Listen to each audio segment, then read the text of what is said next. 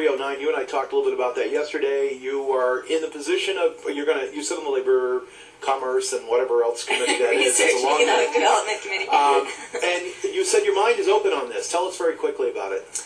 Well, I with all of the bills that we've heard in committee, I honestly have tried to keep an open mind through the public hearing.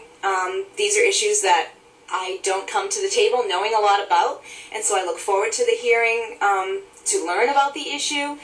We do get a lot of information. We're allowed to ask a lot of questions, and so this is something that, other than the timeline of how it was instituted, I don't know that much about it, and so I am keeping an open mind.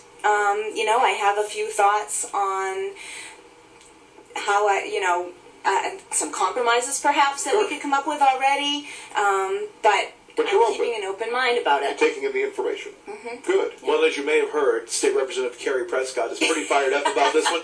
Talk to her. Yeah.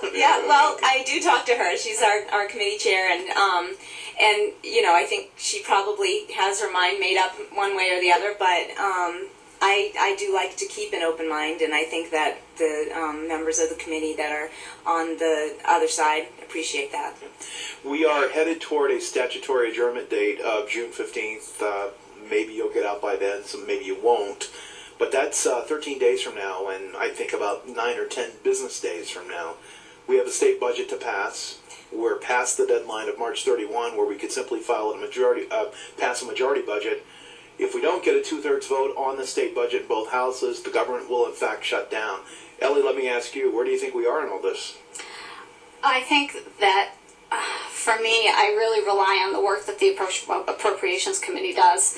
I feel that it's very important for them to try to nail down a lot of this, and I rely on their work and trust a lot of what they do in a bipartisan way. I really think the committee work is important. I really wouldn't want to be in their shoes right now. I think there's a lot of tough choices and a lot of hard decisions, and it's probably not a fun place right now. Amy, let me ask you, Emily Kane, who is the Democrat leader in the House, came out to say LD 309 is maybe a deal breaker. It's really created poison in the well, if you will, on the budget.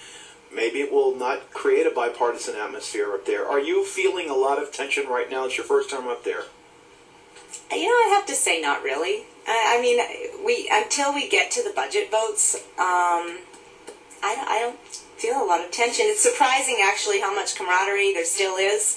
We have our party line votes, but in general, people are still friendly once you've pushed that button and you walk out of there. You still sit next to each other in the cafeteria? Is that still allowed? Are you all right with that? Yeah, that doesn't happen so much, actually. Well, it's interesting.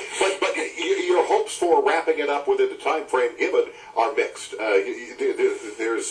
There's not a tremendous amount of confidence that this will go the way it's supposed to, at least on paper. It's some contentiousness up there, right?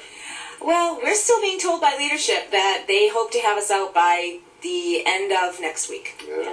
And Ellie and I, with 8 children between us, certainly hope that we are out by the end of the school. Okay, so are the 8 children and 2 husbands. So you correct. Yes. Between the 3 of us, we have 12 children. How great is that? Oh, my God. It's the 4 children club over here. Yeah, you guys are doing great work. Thank you very much. We hope you come back very shortly and update us. Thank you very much. 7:30, LOB.